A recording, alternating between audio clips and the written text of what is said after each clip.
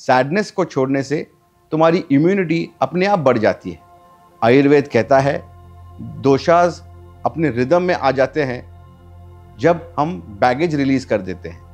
और स्पिरिचुअलिटी कहती है जब तुम इदम न मम कहते हो, तुम अपना पेन डिवाइन को दे देते हो और खुद फ्री हो जाते हो।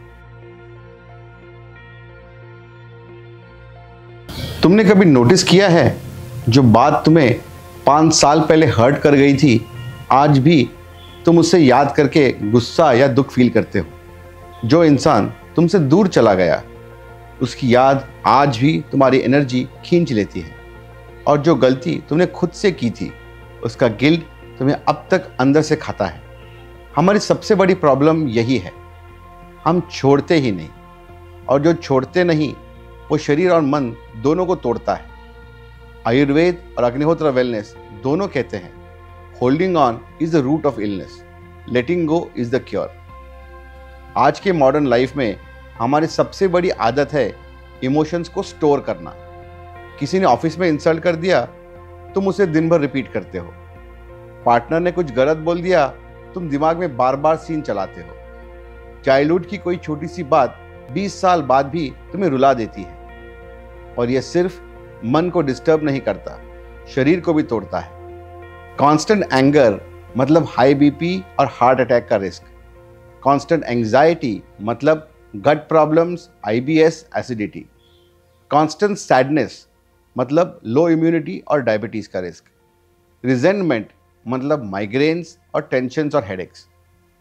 जब तुम फियर को होल्ड करते हो तो वात इम्बैलेंस होता है, जिससे इंसोम्निया, जॉइंट पेन और एंजाइटी की जैसी बीमारियां होती हैं।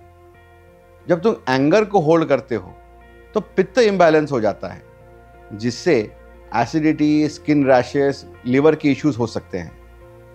जब तुम सैडनेस को होल्ड करते हो तो कफ इम्बैलेंस होता है, जिससे वेट गेन, डिप्रेशन, थकान महसूस होने लगती है। होल्डिंग ऑन मतलब इमोशनल आर्म, और आर्म ही डिसीज की सबसे बड़ी जड़ होती है।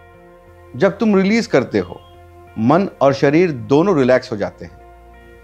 एंगर को छोड़ने से तुम्हारा बीपी और डाइजेशन दोनों काम हो जाता है। फियर को छोड़ने से तुम्हारी नींद वापस नॉर्मल हो जाती है। सैडनेस को छोड़ने से तुम्हारी इम्यूनिटी अपने आप बढ़ जाती है। आयुर्वेद कहता है दोषाज अपने रिदम में आ जाते हैं जब हम बैगेज रिलीज कर देते हैं। और स्पिरिचुअलिटी कहती है जब तुम इदम न मम कहते हो, तुम अपना पेन डिवाइन को दे देते हो और खुद फ्री हो जाते हो। परम सद्गुरु हमेशा कहते थे surrender is the highest strength. जो तुम छोड़ देते हो वही तुम्हें ऊपर उठाता है। अग्निहोत्र एक छोटा सा रिचुअल नहीं है, ये एक डेली इमोशनल थेरेपी है। जब तुम शाम को अग्नि के सामने बैठते हो और बोलते हो इदम न मम, तुम सबकॉन्शियस को ट्रेन कर रहे हो, ये बोझ मेरा नहीं है। अग्नि एक ट्रांसफॉर्मर है, तुम्हारे गुस्से, गिल्ट और ट्रॉमा को ऐश बना देता है। फायर और मंत्र की वाइब्रेशंस तुम्हारे माइंड स्पेस को क्लेंस करते हैं। जो दिन भर की नेगेटिविटी तुम कैरी करते हो वो रिलीज हो जाती है। और जब तुम ये रोज करते हो, तुम नोटिस करोगे मन हल्का लगता है, नींद डीप होती है और शरीर की प्रॉब्लम्स कम हो जाती है। रिसर्च भी कहती है फायर रिचुअल्स और conscious release practices PTSD patients का एंजाइटी और इंसोम्निया 40 से 50% तक कम कर देते हैं। अग्निहोत्र एक डेली लेटिंग गो मैकेनिज्म है, तुम्हारा इमोशनल शावर। शाम के अग्निहोत्र के बाद ये एक छोटी सी प्रैक्टिस करो। 2 मिनट बस फ्लेम को देखो बिना कुछ सोचे। दिमाग में या पेपर पर लिखो आज का सबसे बड़ा स्ट्रेस क्या है। फिर उसको अपने हाथ में पकड़कर अग्नि को देखकर बोलो इदम न मम। ये पेन मेरा नहीं, ये फायर का है। उस थॉट को इमेजिन करो कि वो फायर में डिसॉल्व हो रहा है। दिन के अंत में ये एक सिंबॉलिक एक्ट तुम्हारा एनर्जी सिस्टम रीसेट कर देता है।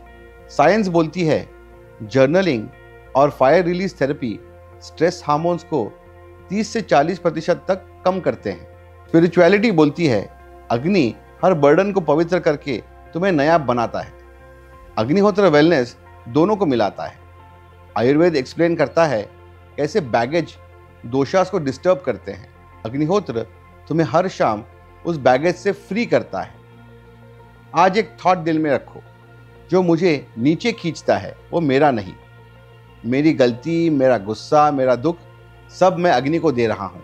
इदम न मम। और जब तुम ये हर शाम करोगे, तुम देखोगे मन हल्का हो जाएगा, शरीर स्ट्रांग हो जाएगा और तुम्हें रियलाइज होगा letting go is not weakness, it is the deepest healing.